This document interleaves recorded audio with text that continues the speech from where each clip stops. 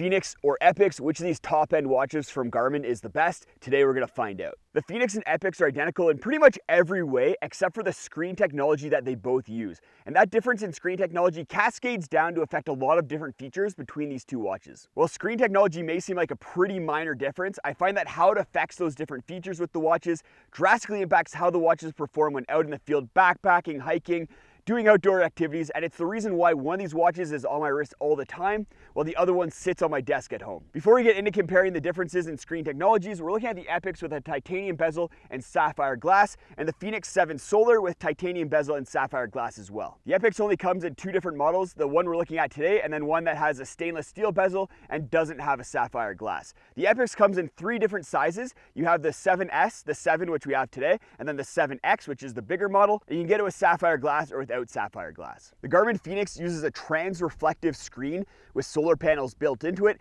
and we'll talk about how those solar panels affect the watch a little bit later. And then the Epix uses an OLED screen, which is similar to what's used in Apple Watches and in a lot of smartphones. The difference in screen technology allows Garmin to put a much higher resolution screen in the Epix with 426 pixels per inch, whereas the Fenix only has 200 pixels per inch. And that difference in screen resolution makes it so it's a lot easier to see finer details on the Epix. It's just a lot sharper. And for things like maps or charts or where you're looking at really tiny text, it's just a lot easier to see it on the Epix compared to the Fenix. As well, with the Epix, you can have 8 data fields for an activity, like if you're hiking or running, whereas the Fenix only allows for 6 data fields. Brightness and visibility are really affected by the screen technologies, but I want to get into that once we talk about usability between these two watches. After usability, the biggest difference that I found with these two watches has to do with battery life. I've tested the watches out extensively, using them as my daily drivers for weeks, and I found that with 24-hour use and then 1 hour of GPS-based activity like going for a walk or a run or a hike,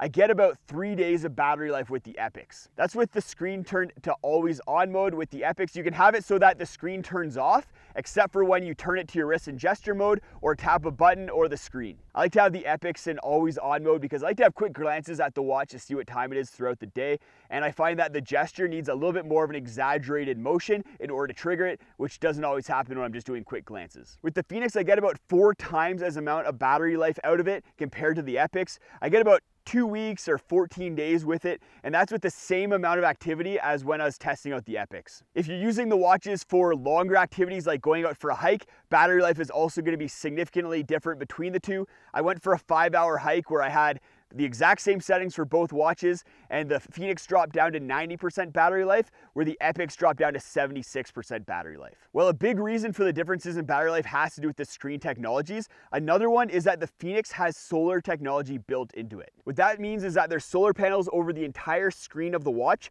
There's ones that take in 100% of the sun's rays around the outside, and then the middle of the watch, where you have all the data, only takes in about 10% of the sun's rays. If you're outside in direct sunlight for about 3 hours a day, you'll get about 20 to 30% more battery life with the solar versions of the Fenix compared to the non-solar versions. Now let's get into what I think is the biggest difference between these two watches, and that's with usability. A lot of that has to do with the OLED screen that's used with the Epix. With an OLED screen, when pixels are black, those pixels are turned off and not using battery life. For that reason, when you have black screen on an OLED screen, you're using a lot less battery life. In order to save battery life, Garmin has made it so that when you're going through different data fields as well as different screens on the device, it's always going to have a black background. They don't have an option to have a white background like they do with the Fenix model. And I find when you're out in really sunny conditions, it's just a lot easier to read the screen on the Fenix with that white background. I found that those differences in visibility when outdoors has really affected the watches when I'm going on long runs and I'm just trying to look quickly to see what my pace is